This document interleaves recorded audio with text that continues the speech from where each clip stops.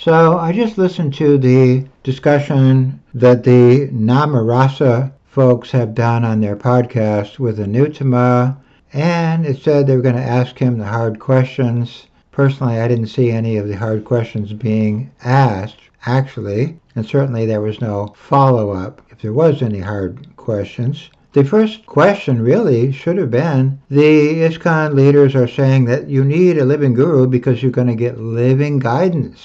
Well, Prabhu, where are you going to get your living guidance? You don't have a living guru. You don't have any living guidance. Okay, well, Anuttama says in many cases the guru only visits the temple once a year, something like that. And that was certainly going on here. In Berkeley, we had Gopal Krishna. He was the guru. He came once a year. He spent a few hours at the temple. He initiated a couple people.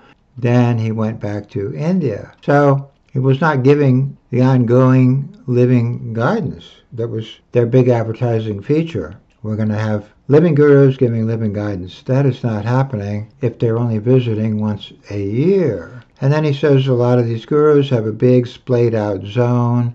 They're in Africa, they're in North America, they're in Canada, they're somewhere in India. That's their zone. And how can they keep control over what's going on in such a large geographical area? Well, yeah, that's also true. But there's only 35 GBC after all this time. So they should have been making 300 or 400 GBC at least by now. So if there's only 35, it looks like they're keeping a very tight control over who is allowed in on the inner circle of management, and they're not allowing in many people. And Anuttama says if you go to a college and you get a certified English professor, you expect that the university has vetted that professor and they know he's qualified for the job and they've studied his character and all the rest of it. But in ISKCON, we have just been allowing anybody and anyone to be guru without vetting them carefully. And he said there's different groups. Some of the groups want to have tighter control over vetting the guru, and some other people are just saying we should just open the door and have all kinds of people become gurus.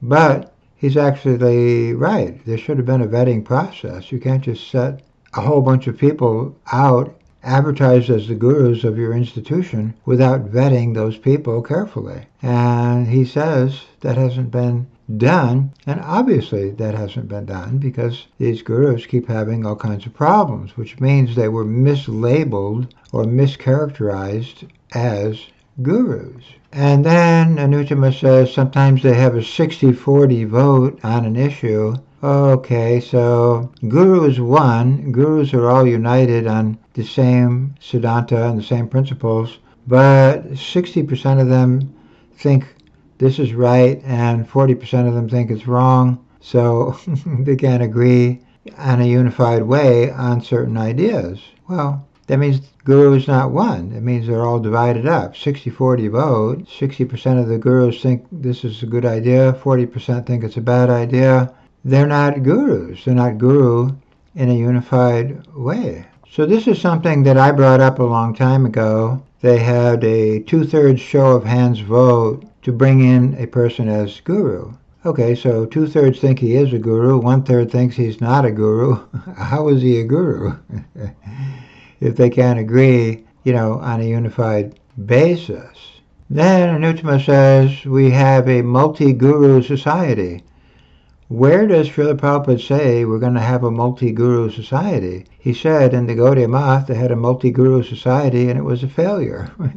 We're not supposed to make multiple gurus all over the place, left, right, and center. We're supposed to unify under one guru. Prabhupada says we can have many Shiksha gurus, but only one initiating or Diksha guru. Whereas in ISKCON we have a whole bunch of initiating quote-unquote gurus, so they're not following the principle of guru being one. But we see that in many cases. For example, the Jayapataka disciples don't like the Radhanath disciples, and they have a hard time making a temple in a unified way. The different camps don't get along for different reasons, because Radhanath's approach and his preaching is different than Jayapataka. So Guru's not one under their system. But there is oneness on another level, and that level is, for example, Jayadvaita says that gurus fall down into illicit sex with men, women, and children, and everybody seems to agree with that.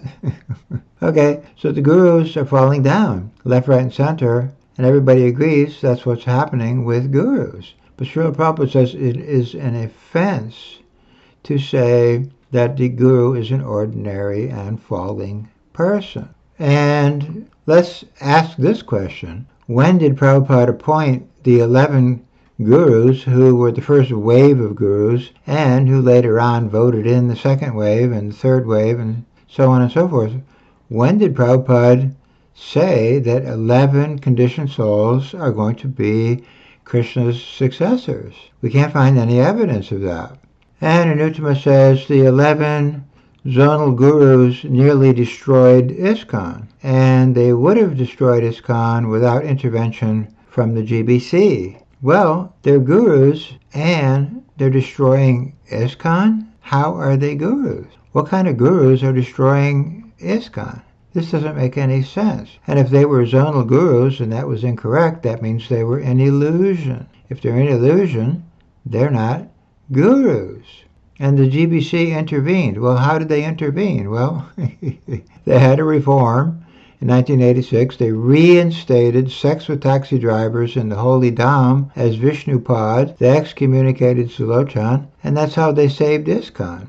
No, they didn't save ISKCON. They just reinserted another one of their bogus programs back in office again. That's all that happened. There was no actual real reform. Then Anuttama says, we didn't know that all these children were getting molested. We thought everything was wonderful in the Gurukulas. Yeah, but me and Sulochan were reporting problems with the children in 1986. We knew about it, and we were being excommunicated and condemned and harassed and chased with baseball bats and ultimately exterminated. So we were saying there's a problem with the children. And Anuttama says they had no idea there was a problem. You had all kinds of idea there was a problem because you knew very well about me and Sulochan making protests about these issues. And I was bringing up the child molesting in my newsletters over and over and over again. When the PAMHO network, the GBC network, started around, 1995, I started writing to the PAMHO network complaining about child mistreatment, and I was immediately banned from the PAMHO network. So you did know. We were informing you. Different people were informing you that these problems were going on. And you chose not to hear. Or you, as a group, as a GBC group, you didn't hear. Satsarup was hanging out in Howard Johnson motels. How was he finding out about any problems? People who had problems couldn't even find out where he was. People were writing complaint letters to Mukunda. He was throwing them in the trash. So you didn't know, or you didn't want to know. That's the question that should have been asked by the Namarasa people. How did you not know? There were supposedly several thousand child mistreatment abuse cases, and all kinds of people knew about it all over ISKCON. But not you guys. We knew about it. Sulochan knew about it. A bunch of mothers that we were interviewing knew about it. All kinds of victims knew about it. But the leaders thought everything was rosy-cozy over there. Well, no, it was not rosy-cozy because you didn't want to hear us complaining about the situation. You cut us off. Then Anuttama says the Wendell Turley lawsuit could also have destroyed ISKCON, but they all circled the wagons and joined together and saved ISKCON. Well, you just declared bankruptcy, and all the people who created that situation were not removed from their office. They should have been removed. When a corporation is sued for having a bad product, the first thing the corporation does is they get rid of the managers who were selling the bad product. But that didn't happen in ISKCON. The same leaders remained in office. The same people who caused the child molesting issue to grow and develop into a huge lawsuit were not removed. So there was no justice and no, sensible outcome from the window toilet lawsuit. It was not resolved. And things got worse in India after the lawsuit was filed. You didn't fix the problem in India. The problem in India got worse after the window toilet lawsuit was filed, which means you just ignored even having a big lawsuit coming down your neck. You still went on allowing the child mistreatment program to go on. So you're the living gurus. You are giving us living guidance, but you don't know what the problem is to even guide us about. You're not even aware what is the issue that needs to be resolved. You're going to give us living guidance where you don't even know what guidance is needed. Then Anuttama was very surprised to find out that somebody had been recording the GBC meetings. He says that's the first he's heard about it because they have a confidentiality situation where they don't want the meetings to be taped. Okay, so you don't know what problems are going on in the society, and we can't see your meetings to see if you're even discussing the problem that needs to be discussed because you're having secret meetings. And you have a confidentiality situation, which means no one is allowed to even talk about what is going on in the meeting. They have a non-disclosure agreement. We can't disclose the events that are going on in our meetings. So the citizens want to know, are you handling our problem? But we can't see what's going on in your meeting to see if you're even discussing our problem. Then he says there's a communication problem. Well, yeah, there's the problem right there. You're having a secret meeting. We have all kinds of problems that need to be resolved. We don't know if you're even discussing those problems. So, yeah, there's no feedback. There's no interaction with the congregation. It's a secret cabal, and it's been secret all along. The GBC was having secret meetings in 76, 77, 78, and Prabhupada complained about that. The GBC is not informing the devotees. So that has just continued on. So the GBC is divided over the Lokanath issue. Should Lokanath remain as a guru, and should he not be allowed to continue being a guru? He had a situation where he was molesting an 11-year-old girl at one point. The GBC had all kinds of secret meetings, and they made a secret agreement with the family that Lokanath would not have a position of authority anymore, but he's the guru right now. So nothing was resolved. He's still the guru, and then some of his followers sued some of the child welfare advocate forum people here in the United States, saying they can't make any complaints about Lokanath. But Lokanath is not qualified to be a guru. So why is he still a guru? When is the GBC going to just make a final conclusive resolution that unqualified people cannot be gurus in ISKCON? Anuttama says we should vet people. Well, Lokanath has failed the vetting already. He should not be a guru. We all know that. He's not qualified to be a guru. So what is the use of vetting if you're not even following the vetting of your current members? And that's another good question right there. If there's a forum discussing the child abuse situation going on in and around ISKCON, why aren't the big members of ISKCON, including Anuttama, joining that forum to discuss the situation that's going on, trying to contain and control the child abuse problem that has plagued ISKCON?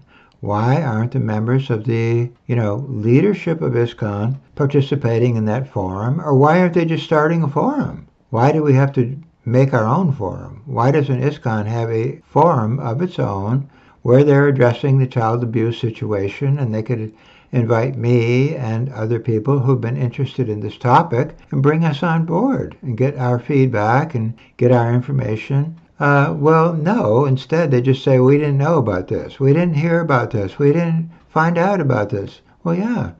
And as soon as you find out, you sue the people who brought this to your attention. So you're creating a disincentive Why should anybody bring anything to your attention if they're going to be sued? What is that? They're going to be banned, they're going to be removed, they're going to be exiled, they're going to be sued. Hey, guess what? You're not going to get any honest feedback that way. So it's a little disingenuous to say we didn't know about this, we didn't know about that. When you find out something, you sue that person. So that means you didn't want to know. But when I was having the ISKCON leaders sued for $400 million, I was in LA, I was riding my bike around the temple, all the leaders were on the sidewalk, yapping away. As soon as I came up on my bike, they all went silent, they didn't want to talk to me, they gave me vulture glares, they hated to see me. I was handing out papers, getting victims to sign up for the court case, they just hated all that. But they did not talk to me. So where's the communication? I'm collating all kinds of statements from all kinds of victims. I'm submitting that to a lawsuit, but you never stop and ask me, who are the people you're collating? What are the problems these victims are having? Who are the victims? Nothing. No questions were ever asked to me. All the leaders were there. They saw me hundreds of times, literally hundreds of times. Never once asked me anything about the lawsuit. So they didn't want to know, okay? They had plenty of time to talk to their lawyers, no time to talk to me. The only person who even made any effort to communicate with me was Jayapataka. He came out of the temple, he saw me sitting across the street from the temple, and he just ran at me like a charging elephant. That's what he said. That was the only communication I got from any of the leaders about this issue when I was in LA. Badri Narayan saw me, this guy saw me, and nothing was ever communicated. So communication is not your forte. Let's be honest about it. If you had communicated with me way back when I started complaining about this, then none of this would have happened. I helped a woman sue ISKCON in 1986. So that was a warning that you guys lost that lawsuit. And I said at the time, if you don't fix this problem, there'll be more lawsuits. Well, you didn't listen. You didn't care. And Tamal was in charge of that Gurukula. And you just went on promoting Tamal more and more and more and more. You didn't say, hey, Tamal, you just got sued for allowing a big child abuse situation to develop in your zone. You moved the molester around. You caused us a lot of mayhem. You're out. You can't be a leader anymore. You're causing us trouble. No, we're going to keep them all so we can get sued for $400 million later on. That's all. You did not fix the problem. And they missed all kinds of other questions.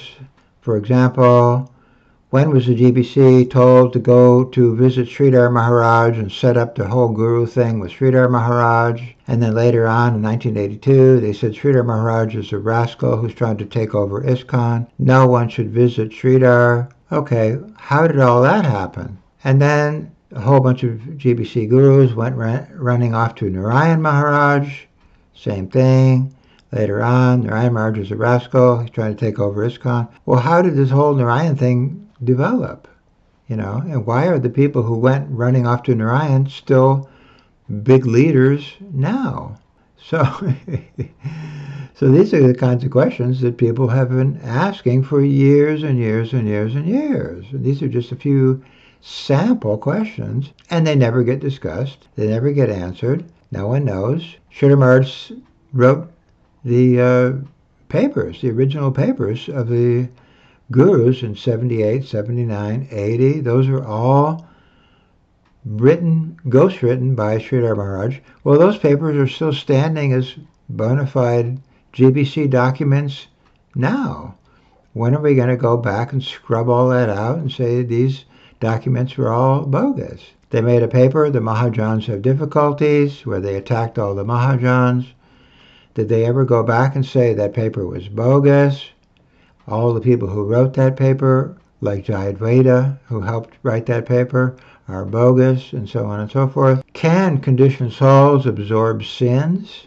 There's a good question. It's just endless. The number of questions that were not asked by these Namarasa people, because They're avoiding the real root issue question. And they've been doing that on and on and on since this all started in 1978. We never get a chance to ask the hard questions, and that's why they don't interview me, because I'll ask a few questions and they'll just be flummoxed. They won't be able to answer the questions because obviously they have not thought through all this stuff, that these 11 were not appointed. And if they were not appointed, they had no authority to vote in more gurus. And moreover, Prabhupada never authorized a guru voting system, nor did he authorize voting out gurus and censuring gurus and suspending gurus and excommunicating gurus. All this stuff is just one concoction on top of another, layer upon layer upon layer of concoction, and no one ever gets to ask the question, how did all this get started and who started it? And so on and so forth. None of this gets asked. And if Prabhupada was complaining about poison, and he was, then how did that happen? We don't ask that question either. So, I hate to say it, but it was all softball questions, and it was all softball answers. And it was just more of the same, bureaucratic. We're going to make a committee, we're going to do this, we're going to do that, down the road, eventually, and later on, and blah, blah, blah. And meanwhile, nothing gets actually solved. The same mess just grinds on. That's all there is to it. And therefore, we have to avoid all the poisonous stuff that's going on the social media. Okay, like us guys. We're all just poisonous and troublemakers, and we're upsetting the status quo. And what is the status quo? The status quo is that acharyas are voted in, voted out, suspended, they're falling down left, right, and center. They engage in illicit sex with men, women, and children. And if you have any questions, send it to our meeting, which is all confidential and secret, and we might discuss it, we might not discuss it. Nobody knows. Who cares? We're not going to inform you. We're not going to bring you in on the loop because it is a secret cabal. That's really what it looks like. Anuttama advertises that he goes to the Christian Interfaith meetings and he hangs out with the different faiths and religions, which is great. Except if you go to an ISKCON temple, they're going to tell you that we don't want to be like the bogus Christian Ritviks. The bogus Christian Ritviks are worshiping a pure devotee. They're not worshiping our homo and pedo and drunks and vodka drinkers and people who are having oral sex with boys in the motor home and all the rest of it. Why, they're worshiping a pure devotee. We can't have that. So, yeah, they have a variety of gurus. He says we have a variety of... Yeah, you do. You've got vodka drinking. You've got a machine gun swami. You've got a guy who's having sex with a half a dozen women. You've got a guy who's dating underage girls. You've got all kinds of varieties of gurus going on here. You've got gurus who are orchestrating the termination of us dissenters. Yeah, that's a good variety you got going on there. So, when I talk to my Christian friends, they just say, well, obviously, they hate Jesus. I mean, it's pretty obvious, isn't it? We don't want people to be worshiping someone like Jesus. That's horrible. Because then they won't be worshiping our homo and pedo and bogus guru system where you can worship a drunk and a porno swami. That's much better than worshiping Jesus. Why would we have people worshiping Jesus? So that's really what's going on with these guys. But the good news is people are catching on, and it is collapsing on so many levels. But anyway, I just wanted to say, Anuttama, good luck with your idea that worshiping Jesus is bogus. That is just infuriating people. It's not going to help anything. And Prabhupada said we should never disrespect Jesus. So that's right. And the last thing I wanted to say is it looks like they're trying to make this into a racial type of program because they're saying, oh, Pranjan is a malecha. I got some writing from the ICC bureau people in India. They said, oh, Pranjan, you're a malecha. That's why you don't understand that gurus are having illicit sex with men, women, and children all the time. Oh, okay. You're a malecha. We're Indians. We know the right thing. We know what's right. No, you don't know what's right. Prabhupada knows what's right. You have no clue what's right. And if you are the guys who are going to be vetting gurus, holy crap, you are the last people on earth who should be vetting gurus, honestly. All right, I hope this helps. Haribol.